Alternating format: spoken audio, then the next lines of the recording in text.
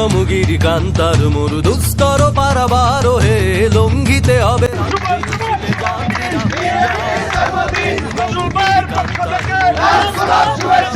হে লঙ্ঘিতে হবে রাত্রি নিশীতে যাত্রীরা হুঁশিয়ার। তুলিতেছে দড়ি তুলিতেছে জল ভুলিতেছে মাঝি পথ ছিড়িয়াছে পালকে ধরিবে হাল আছে গাড়ির মত। তুলিতেছে দড়ি তুলিতেছে জল ভুলিতেছে মাঝি পথ ছিড়িয়াছে পালকে ধরিবে হাল আছে গাড়ির মত। কে আছো জোয়ান হও আগুয়ান হাকিছে ভবিষ্যৎ, এ তুফান বাড়ি দিতে হবে বাড়ি নিতে হবে তরিমার। দুর্গমগিরি কান্তার মরু দুস্তর পারাবার হে লঙ্ঘিতে হবে রাত্রি নিশীতে যাত্রীরা হুঁশিয়ার। দুর্গমগিরি কান্তার মরু দুস্তর পারাবার হে লঙ্ঘিতে হবে রাত্রি নিশীতে যাত্রীরা হুঁশিয়ার। চল চল চল চল চল চল চল চল চল চল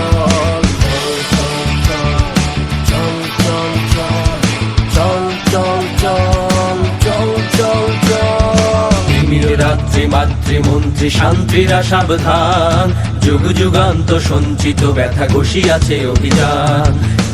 রাত্রি মাতৃমন্ত্রী শান্তিরা সাবধান, যুগ যুগান্ত সঞ্চিত ব্যথা ঘষিয়াছে অভিযান।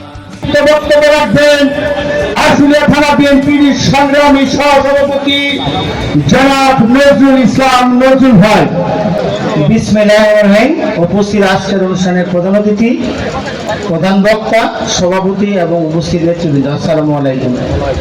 5 তারিখে দেশ স্বাধীন হয়েছে। আমরা যারা আন্দোলনে ছিলাম, আমরা 4 তারিখে রাত্রে খবর পেয়েছি কালকে হাসিনা পালিয়ে যাবে। আমাদের ঢাকা 19-এর যিনি সামনে এমপি মন্ত্রী হওয়ার জন্য স্বপ্ন দেখছেন, তিনি 6 তারিখও আমাদের সাভার আসিলে উপস্থিত হইতে পারেন নাই, কারণ তিনি ঘুমেছিলেন। তিনি জানেন না, ডাক্তার সালাউদ্দিন জানেন না দেশ স্বাধীন হয়ে যাবে। তিনি হয়তো বা ঢাকাও ছিলেন না।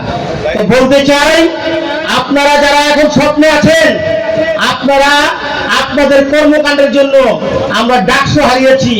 ডাকসু হারানোর পথে সামনের রাজনীতিতে দেশকে পরিচালনা করার জন্য নতুন নেতৃত্ব দরকার, যারা রাজপথে থাকবে, যারা পালিয়ে যাবে না, যারা আমাদের মতো রাজপথে রক্ত দিয়ে দেশকে স্বাধীন করবে।